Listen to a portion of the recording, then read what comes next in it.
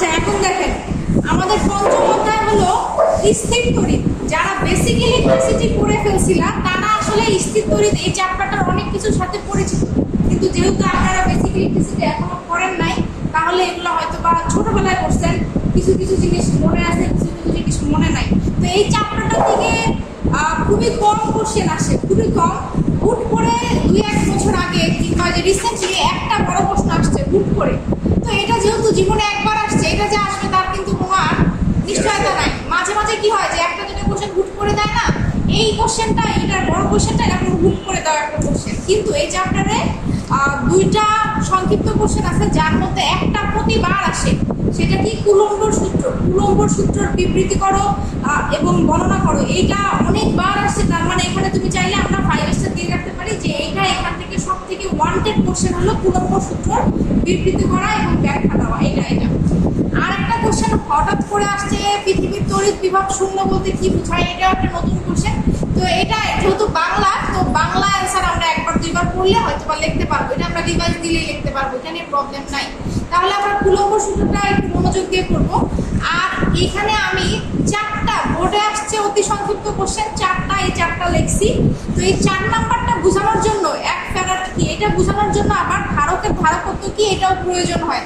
তো আমি এই 5টা কোশ্চেন এখানে দিয়ে দিচ্ছি। তো আমরা এখন আজকে একবারে শুরু থেকে তড়িৎ ক্ষেত্র কি একটা একটা করে আমরা একটু আলোচনা করবো, ঠিক আছে? পিডিএফটা আমি দিয়ে দিব আজকেই বানায়, একটু পরে গ্রুপের ভিতরে পিডিএফটা দিয়ে দিব। আচ্ছা, তো প্রথম কোশ্চেন হলো তড়িৎ ক্ষেত্র কি। তড়িৎ ক্ষেত্র কি, এটা নিয়ে কেউ কিছু বলতে পারবা যে তড়িৎ ক্ষেত্রটা আসলে কি? কেউ কি আমাকে একটু বলতে পারবেন যে তড়িৎ ক্ষেত্র কি? বলেন কেউ। আচ্ছা, তড়িৎ ক্ষেত্র মোটামুটি আমরা সবাই, তড়িৎ মানে কি আসলে, তড়িৎ প্রবাহ মানে কিসের প্রবাহ? চার্জের প্রবাহ কিংবা ওই যে বিদ্যুৎ প্রবাহ। বিদ্যুৎ মানেই তড়িৎ। তো আর এটার ইংরেজি কি? কারেন্ট। আমরা বলি না কারেন্ট আসছে কারেন্ট গেছে। তো এই যে কারেন্টটা, এটাই কিন্তু মোটামুটি তড়িৎকেই নির্দেশ করতেছে, তাই না? তো এই তড়িৎ আবার কি জিনিসটা কি? তড়িৎ মানে আসলে ধনাত্মক কিংবা ঋণাত্মক চার্জ, তাই না? চার্জের প্রবাহটা কি? তড়িৎ।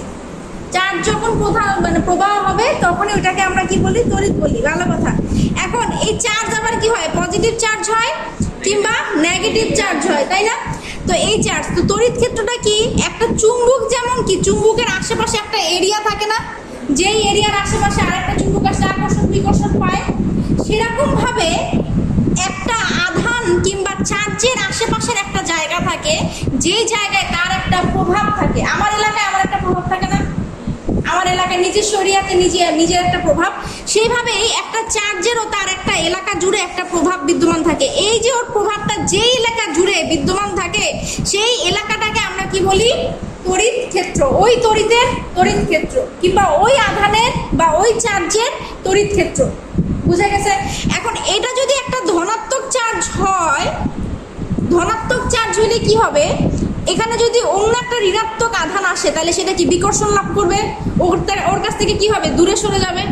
আর আরেকটা যদি এটা যদি ধনাত্মক হয় তাহলে আরেকটা যদি ধনাত্মক আসে তাহলে কি হবে? এটা বিকর্ষণ ফিল করে একই জিনিস কি করবে? বিকর্ষণ হবে, এটা দূরে চলে যাবে। আর যদি অন্য একটা নেগেটিভ চার্জ আসে তাহলে নেগেটিভ চার্জটা কি করবে? এটার দিকে আকর্ষণ ফিল করবে। বুঝা গেছে আমি কি বলতেছি? তো এই যে একটা চার্জ কি হয়? তার আশেপাশের একটা এলাকা জুড়ে একটা প্রভাব বিদ্যমান থাকে চার্জের, সেই প্রভাবটাকে আমরা কি বলতেছি? ওই অঞ্চলটাকে আমরা কি বলি? তড়িৎ ক্ষেত্র। ঠিক আছে? কোনো আধান বা চার্জের চারপাশের যে অঞ্চল জুড়ে তার আকর্ষণ ও বিকর্ষণ জনিত প্রভাব বিদ্যমান থাকে, সেই অঞ্চলকে আমরা কি বলতেছি? তড়িৎ ক্ষেত্র। এটা একটা সিম্পল বিষয়। এরপরে চলে আসি তড়িৎ প্রাবল্য। তড়িৎ প্রাবল্য কি? তড়িৎ ক্ষেত্রের কোনো বিন্দুতে স্থাপিত একক ধনাত্মক আধান যে পরিমাণ বল অনুভব করে। আচ্ছা, আমি একটা তড়িৎ ক্ষেত্র চিন্তা করলাম, এটা একটা চার্জ, এই চার্জের আশেপাশে এই এলাকায় ওর কি একটা এলাকা বিদ্যমান, একটা এলাকা। এখানে অন্য একটা একক ধনাত্মক চার্জকে যদি আমি স্থাপন করি, ও এটার জন্য কি পরিমাণের আকর্ষণ ফিল করে কিংবা কি পরিমাণের বিকর্ষণ বল ফিল করতেছে, সেই বল যেটা ফিল করে সেই ফিলটাই হলো তড়িৎ প্রাবল্য। তার মানে যে কোনো একজনের তড়িৎ ক্ষেত্রের ভিতরে একটা একক একটা আধান, একক একটা চার্জকে তুমি বসাই দিছো, এখন ও এটার জন্য কি ফিল করতেছে, কতখানি বল ও ফিল করতেছে, সেই ফিলটাই হলো ওর ওই বিন্দুর তড়িৎ প্রাবল্য কিংবা তীব্রতা। এখন ওর মান যদি অনেক বেশি হয়, ওই ক্ষেত্র যদি খুবই বেশি কি বলে অনেক শক্তিশালী হয়, তাহলে এ আইসা কি অনেক শক্তিশালী একটা আকর্ষণ কিংবা বিকর্ষণ পাবে। আর যদি এটার ক্ষমতা যদি অল্প হয়, ও আইসা কি একটা খুবই হালকা একটা বল বা একটা হালকা একটা ব্যাপার ফিল করবে। তো এটাই হলো আমাদের একটা তড়িৎ ক্ষেত্রের কি তড়িৎ প্রাবল্য। তো এখানে এটা কি বলছে, তড়িৎ ক্ষেত্রের কোনো বিন্দুতে স্থাপিত একক ধনাত্মক আধান যে পরিমাণ বল অনুভব করে তাকে তড়িৎ প্রাবল্য বলে। হ্যাঁ, এখানে একটা ধনাত্মকই দিতে হবে, ঋণাত্মক দিলে হবে না, ধনাত্মকই দিতে বলছে, ধনাত্মকই দেওয়া লাগবে, ঠিক আছে। আচ্ছা, এরপরে দেখি তড়িৎ বিভব কি। তড়িৎ বিভবটা কি বলছে, তড়িৎ ক্ষেত্রের কোনো বিন্দুতে অসীম দূরত্ব থেকে একটি একক ধনাত্মক আধানকে স্থাপন করতে যে পরিমাণ কাজ করতে হয়। এখন কি আমি আবারও একটা আধান নিছি, এখানে একটা আধান আছে, এই আধানের বাসা বা তড়িৎ ক্ষেত্র, এটা হলো গিয়ে তড়িৎ ক্ষেত্র। আর একটু আগে প্রাবল্য কি ছিল, এই জায়গায় যদি আমি কাউকে বসাই দিতাম, সে কি বল অনুভব করতো, সেটা ছিল প্রাবল্য। বিভব কি বলছে, বিভব হলো আমি অনেক দূর থেকে, আমার এই পেজ না, বিশাল দূরে থেকে, একবারে অসীম থেকে আমি একটা আধানকে নিয়ে আসতেছি, টাইনা নিয়ে আসতেছি, অসীম থেকে একটা আধানকে এই জায়গায় নিয়ে আসবো। এই জায়গায় আনতে আমার কি পরিমাণ শ্রম দিতে হবে, কি পরিমাণ কাজ করতে হবে, সেটাই হলো আমার তড়িৎ বিভব। তাইলে এটা আমার একটা চার্জ কিংবা আধান, এই চার্জের বাসা হইলো আমার তড়িৎ ক্ষেত্র। এখানে যদি কেউ চুপচাপ বসে থাকে, একক বল, একক ধনাত্মক আধান যদি বসে থাকে, একক ধনাত্মক আধান, তাহলে সে কি ফিল করে, সেটা হলো আমার প্রাবল্য। একবারে কোটি কোটি দূরত্ব থেকে, বিশাল দূরত্ব থেকে, অসীম থেকে আমি একটা আধানকে টেনে নিয়ে আসতেছে, একটা আধান আসতেছে, একটা আধান আস্তে আস্তে আসতেছে, এখানে আমি আনবই, আমার কি পরিমাণ কাজ করতে হইতেছে, সেটা হলো আমার তড়িৎ বিভব। আচ্ছা, এরপরে আসি, ঠিক আছে, পরের টপিকে আসি। আমি 4 নম্বরটা বোঝানোর আগে একটু 5 নম্বরটা নিয়ে কথা বলি। ধারকের ধারকত্ব কি, ধারক এই কথাটা কি আমরা আগে শুনছিলাম, ধারক। আচ্ছা, ধারক কথাটা আমরা শুনি নাই। ধারক হলো এই যে একটু আগে আমরা বললাম যে চার্জ, একটা চার্জের প্রবাহ মানে কি কারেন্ট না, চার্জের প্রবাহ মানে কি বিদ্যুৎ আসতেছে, বিদ্যুৎ যাচ্ছে, কি চার্জ আসতেছে, চার্জ যাচ্ছে। এখন এই চার্জকে চাইলে আমরা কি করতে পারি, চার্জকে আমরা চাইলে জমা রাখতে পারি। যে সকল পাত দ্বারা আমরা কি করতে পারি, যে সকল পাত দিয়ে আমরা চার্জ জমা রাখতে পারি, সেই সিস্টেমটাকে আমরা কি বলি, ধারক বলি। ধারক দ্বারা আমরা কি করি, আমরা চার্জ সঞ্চিত রাখি কিংবা চার্জ জমা রাখতে পারি, যাতে ফিউচারে আমরা কাজে লাগাইতে পারি। কেন, ব্যাটারির ভিতরে কি চার্জ থাকে না, আমরা বলি না যে ঘড়ির ব্যাটারি চলে গেছে, কি চলে গেছে, ওখানে যে সঞ্চিত চার্জ ছিল সেটা চলে গেছে, সব কিছু আছে ওইটার ভিতরে, ধনাত্মক ঋণাত্মক সবই আছে। এরপরে যে ওই বললো পাওয়ার ব্যাংক, পাওয়ার ব্যাংকেও কি আমরা চার্জ জমা রাখতে পারতেছি না, যে কোনো টাইম ওইটাকে আমরা নিজেদের কাজে ইউজ করতে পারি। এই যে এখানে এই ধারক দিয়ে আমরা কি করি, চার্জ জমা রাখার একটা সিস্টেম তৈরি করা হয়েছে, যেটাকে আমরা বলি ধারক। এই ধারকের পাওয়ার কতটুকু সেটা পরিমাপ করার জন্য ধারকের আমরা কি বের করি, ধারকত্ব বের করি। তার মানে ধারকের কি থাকে, ধারকত্ব থাকে। তো এই ধারকত্বটা মানে কি বোঝাচ্ছে, ওর কতটুকু ক্যাপাসিটি, কতটুকু, অনেক বেশি নাকি অনেক কম, সেটা আমরা পরিমাপ করার জন্য ধারকত্ব বের করি। আচ্ছা, এখন এটার প্যারামিটার কি, কেমনে বের করতে পারি, আমরা বের করতে পারি বিভব পার্থক্য এবং চার্জ দ্বারা। এখানে কি পরিমাণে চার্জ আছে, চার্জকে কি দ্বারা প্রকাশ করা হয়, কিউ। বিভব পার্থক্যকে কি দ্বারা প্রকাশ করা হয়, ভি। এটা তো আমরা জানি তো, বিভব পার্থক্য হলো ভি আর চার্জ হলো কিউ। তো ধারকত্বকে সি দ্বারা প্রকাশ করা হয়, ক্যাপাসিটেন্স। ধারকত্ব ক্যাপাসিটেন্স। তো আমরা বলি না এই ক্যাপাসিটি কতটুকু, এই তোর এই জায়গাটার, এই যে এখানে যে কন্টেনারের জিনিসপত্র রাখবে, এটার ক্যাপাসিটি কতটুকু, আর এটা তো হবেই না। এই ক্যাপাসিটি থেকে ক্যাপাসিটেন্স, এটাকে সি দ্বারা প্রকাশ করা হয়। আর সি এর সূত্রটা হলো সি সমান কিউ বাই ভি, ঠিক আছে, C equal to Q by V, অর্থাৎ ধারকের ধারকত্ব সমান চার্জ বাই বিভব পার্থক্য। বুঝা গেছে? তো এখন দেখেন, কোন ধারকের ধারকত্ব সংজ্ঞা কি দিছে, কোন ধারকের প্রত্যেক পাতে যে পরিমাণ আধান জমা হলে পাতদ্বয়ের মধ্যে একক বিভব পার্থক্য বজায় থাকে। অর্থাৎ আমি একটা ধারকের এইখানে এই যে দুইটা পাত নিছি, প্রত্যেক পাতে আমার যতটুকু চার্জ জমা হইলে দুই প্রান্তের বিভব পার্থক্য কত হবে, মাত্র 1 ভোল্ট হবে। সেটাকে আমরা কি বলতেছি, ধারকের ধারকত্ব। এই ভোল্ট কেন বললাম, এই যে বিভব পত্রকের একক কি, বিভব পত্রকের একক ভোল্ট। চার্জের একক কি, কুলম্ব, কুলম্ব চার্জের একক কুলম্ব, বিভব পত্রকের একক হলো ভোল্ট, তাই না? আমাদের ধারকের সংখ্যা দিছে, আমি এইখানে এমন পরিমাণের চার্জই জমা করব, এমন পরিমাণের চার্জই জমা করব যাতে দুই পাশের বিভব পার্থক্য কত হবে, 1 ভোল্ট হবে। তাইলে দেখো, যদি দুই পাশের বিভব পার্থক্য 1 হয় তাহলে কিউ সমান সি হইতেছে না? এটাই আমার কি ধারকত্ব। বুঝা গেছে? যাতে এই জিনিসটাকে আমি কিউ এর মানটারে এমন ভাবে পরিবর্তন করব যাতে আমার এই ভিটা কি হয়, 1 হয়। 1 হয়ে গেলে কি, এটাই আমার এই চার্জের মানটাই আমার ধারকত্ব। ক্লিয়ার? এখানে সুন্দর করে এটাই বলা আছে, এখানে এটাই বলা আছে, কোন ধারকের প্রত্যেক পাতে যে পরিমাণ আধান জমা হলে পাতদ্বয়ের মধ্যে বিভব পার্থক্য, একক বিভব পার্থক্য বজায় থাকে, ওইটাকে ওই ধারকের ধারকত্ব বলে। এখন এটার একক কি হবে, আমরা অলরেডি শিখলাম, কি শিখছি সি মানে হলো কিউ আর ভি। কিউ এর একক আমি বলছি কুলম্ব, আর ভি এর একক কি 1 ভোল্ট, তাই না? তাহলে এই সি এর একক আসলে কি, সি ভি ইনভার্স, মানে C per volt, coulomb per volt. Coulomb per ভোল্টকে কি বলা হয়, ধারকত্বের একক, কিংবা 1 ফ্যারাড, নট ফ্যারাডে, ফ্যারাডে না, ফ্যারাড, শুধু ফ্যারাড। হ্যাঁ, এটা বলা হয় আমার এই সি পার কুলম্ব পার ভোল্টকে। এই যে আমি এটা কেন তোমাদেরকে শিখাচ্ছিলাম, আমি শিখাচ্ছিলাম কারণ এই 1 ফ্যারাডটাই আসছে তোমাদের, মানে বোর্ডে ধারকত্ব কি এটা আসে নাই, আসছে 1 ফ্যারাড কি, সেটা এটাই আসছে ধারকত্বর। এই কোশ্চেন থেকে 1 ফ্যারাডে কি এটাই আসছে, অর্থাৎ তোমাকে সংজ্ঞা জিজ্ঞাসা করছে, আমাদের ধারকত্বের একক 1 ফ্যারাডের সংজ্ঞা কি, এটা জিজ্ঞেস করছে। এখন দেখো কি বলছে, তাইলে আমরা তো বুঝতেই পারতেছি আমরা সংখ্যাটা কেমনে দিব। যদি আমার এখানে ভোল্ট 1 থাকে, চার্জ যদি 1 কুলম্ব থাকে, তাইলে আমরা কি পাই, 1 ফ্যারাডে পাই, এটা পাচ্ছি। তো এখানে কি বলছে, ধারকত্বের একক হলো ফ্যারাড। কোন ধারকের দুই প্রান্তের বিভব পার্থক্য 1 ভোল্ট বজায় রাখতে, সাউন্ড করো না, এক্সট্রা সাউন্ড করো না, ধারকত্বের একক হলো ফ্যারাড। কোন ধারকের দুই প্রান্তের বিভব পার্থক্য 1 ভোল্ট বজায় রাখতে যদি প্রত্যেক পাতে আমার কত কুলম্ব, 1 কুলম্ব আধান দেই, তাহলে সেই ধারকের ধারকত্বকে আমরা কি বলবো, 1 ফ্যারাড বলবো। 1 কুলম্ব কি 1 মিটার থাকে নাকি 1 মিটার? কি বুঝিনি, আবার বলো। যে বললেন না যে 1 কুলম্ব দেওয়া থাকে, তো আচ্ছা, এখান দিয়ে এই চ্যাপ্টারের কোনো প্রকারের ম্যাথ নাই, শুধু সংজ্ঞা আছে, কোনো ম্যাথ নাই। হ্যাঁ, বুঝতে পারছো, কোনো ম্যাথ নাই, তোমার ম্যাথ নিয়ে মানে ভয় পাইতে হবে না। তুমি খালি মনে রাখবা ধারকের ধারকত্বের ক্ষেত্রে সি সমান কিউ বাই ভি, এটা দিয়ে তুমি সুন্দর করে ধারকের ধারকত্ব সংজ্ঞা দিয়ে দিবা। আচ্ছা, আমরা বুঝলাম যে কিউ মানে কি, কিউ মানে 1 কুলম্ব, ভি মানে 1 ভোল্ট, তাই না? তাহলে এই সি বাই ভি এটাকে যদি তুমি মানে ভাগ দাও 1 সি কে 1 ভি দ্বারা, তাইলে আমরা পাবো 1 ফ্যারাড, যেটা কিসের, তাহলে ফ্যারাড কিসের একক, ফ্যারাড হইলো গিয়ে আমার ধারকের ধারকত্বের এককই হলো ফ্যারাড।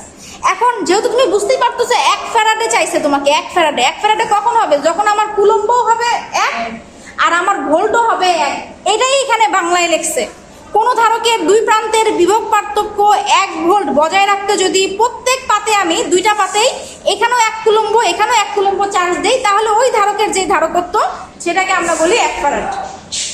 বুঝা গেছে? মানে সবকিছু এখানকার 1, বিভব পার্থক্য 1, এখানেও চার্জ 1, এখানেও চার্জ 1, তাইলে আমার ধারকের ধারকত্ব 1 ফ্যারাড। বুঝা গেছে? এটা মনে হয় একটুখানি আপনারা যদি পড়াশোনা করেন তাইলেই বাকিটা বুঝতে পারবেন। ক্লিয়ার কিনা? আচ্ছা, এখন দেখেন সবথেকে মোস্ট ইম্পর্টেন্ট, যেটা বোর্ডে 1000 বার আসছে, মানে তুমি এই চ্যাপ্টার নিয়ে পড়তে বসলে আগে কোন কোশ্চেনটা তোমার পড়া উচিত, সেটা হলো কুলম্বর সূত্র বিবৃতি এবং ব্যাখ্যা। এখন যেটা বলবো এটা, হ্যাঁ, এটাই তোমার সবথেকে বেশি ইম্পর্টেন্ট, অনেকবার আসছে এবং তোমারও এটাই পড়তে হবে, কুলম্বর সূত্র কি, বিবৃতি এবং ব্যাখ্যা। আমার মনে হয় এই কোশ্চেন তোমরা যারা সায়েন্স ব্যাকগ্রাউন্ডে ছিলে তারা অলরেডি পড়ে ফেলছো, আর না পড়লেও সমস্যা নাই।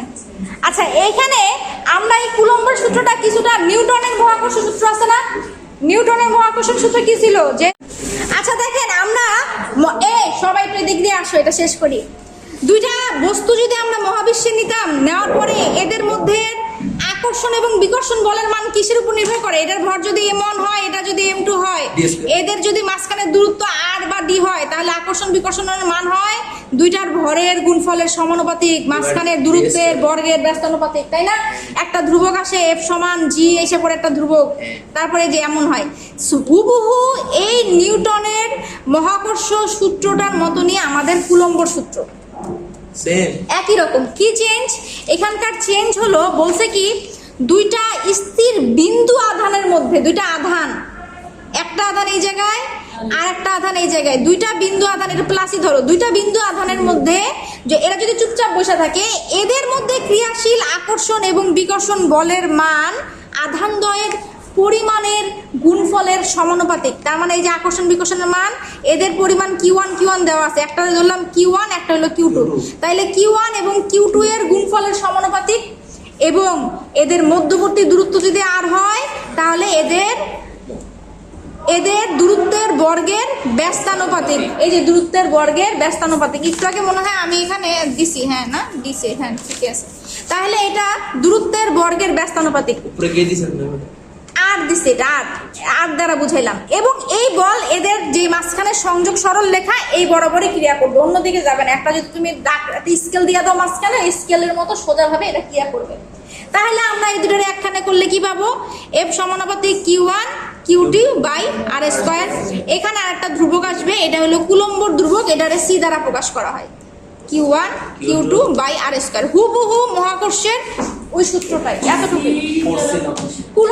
কুলম্বের ধ্রুবক C কি? আমরা সমানুপাতিক জিনিসটা উঠানোর জন্য একটা কনস্ট্যান্ট নিয়ে আসি, এটা হলো সেই C, বুঝা গেছে? তো C একটা ধ্রুবক দিয়ে দিছো, লেখা দিবা এটা একটা কুলম্বের ধ্রুবক। এটা একটা মান আছে 9 × 10⁹। এত কিছু তোমাদের আপাতত শেখার দরকার নেই, যেহেতু আমাদের এটা পলিটেকনিক লেভেলে আমরা শিখতেছি, ঠিক আছে?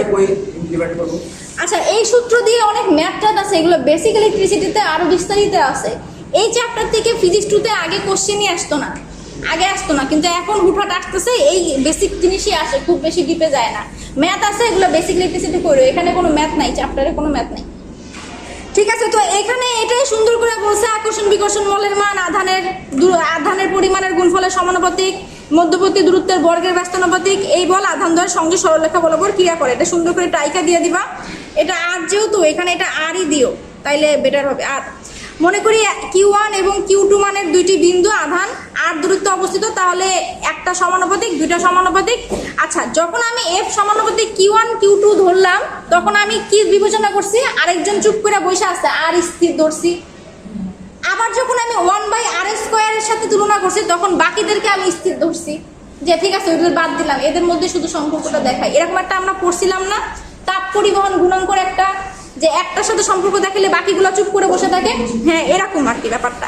তাহলে যদি আমি চিন্তা করি এরা স্থির আর স্থির দুইটাই পরিবর্তনশীল, কেউ স্থির না, এবার চেঞ্জ হবে, তাইলে কি হবে? F সমানুপাতিক দুটো একখানে হয়ে যাবে। একখানে করে দিছো, করার পরে তুমি একটা ধ্রুবককে নিয়ে আসছো, C ধ্রুবক, এখানে C হলো কুলম্ব ধ্রুবক, শেষ। এটা সব থেকে সহজ। আচ্ছা, তো এর পরের কোশ্চেনটাতে চলে আসি, পৃথিবীর তড়িৎ বিভব শূন্য বলতে কি বোঝায়? তো এটা আমি একটু সিম্পলি বলি, একটা সাধারণ একটা ঘটনা দিয়ে একটু বলি। মনে করেন যে একটা সমুদ্র, হ্যাঁ বিশাল সমুদ্র, তো এই সমুদ্রের যেই পানির পরিমাণ, এই পানি থেকে যদি আমরা কি করি, 1 বালতি পানি সরাই, মাত্র 1 বালতি পানি সরাই নেই, তাহলে কি এই সমুদ্রের কোনো প্রকারের ক্ষতি হয় না? কিংবা আমি যদি নিজে থেকে এখানে যে 1 বালতি পানি দিয়ে দিই, তাহলেও কিন্তু ওর পানির পরিমাণের তেমন কোনো ক্ষতি হয় না। অর্থাৎ কি, সমুদ্রের পানির পরিমাণ অনেক বেশি, তো এর থেকে একটু পানি সরালে কিংবা একটু পানি দিলে ওর কোনো ক্ষতি হয় না। তো পৃথিবীর তড়িৎ বিভবে শূন্য, এই ব্যাপারটাতেও না এই কনসেপ্টটা একটু মিলে যায়। কেমনে মিলে যায়?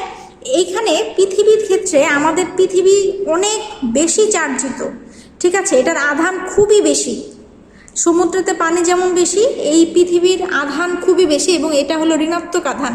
তো এর আধান এত বেশি যে এর কাছ থেকে যদি আমাদের পৃথিবীর উপরে যে সকল বস্তুগুলো আমরা আছি, মানুষ, এই দালান কোঠা, গাছ, এরা যা আছে, এরা যদি পৃথিবী থেকে একটু আধান নেয়, কিংবা এই সকল চার্জিত বস্তুরা যদি একটু আধান দেয়, যে কোনো বস্তু যদি পৃথিবীকে একটু আধান দেয়, তাহলে ওর আধানের পরিমাণের কোনো ক্ষতি হয় না, ঠিক আছে? আধান দিলেও ক্ষতি হয় না, আধান নিলেও ক্ষতি হয় না।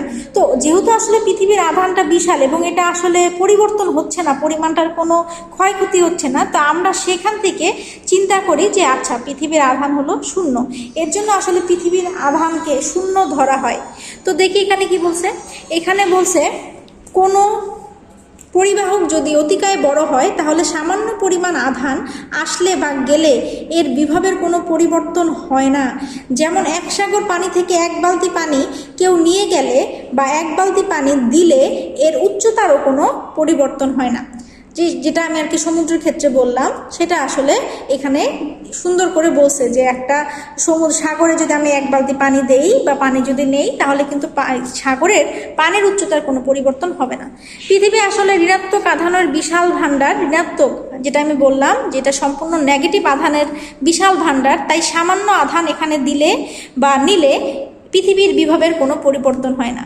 এই কারণে আসলে পৃথিবীর বিভবকে আমরা শূন্য ধরি। এই কোশ্চেনটা আসলে আপনারা বাংলায় লিখে দিতে পারেন, এটা বোর্ডে একবার আসছে, তো এটা একটু রিভাইজ দিয়ে রাখতে পারেন, কোশ্চেনটা আসার মতো।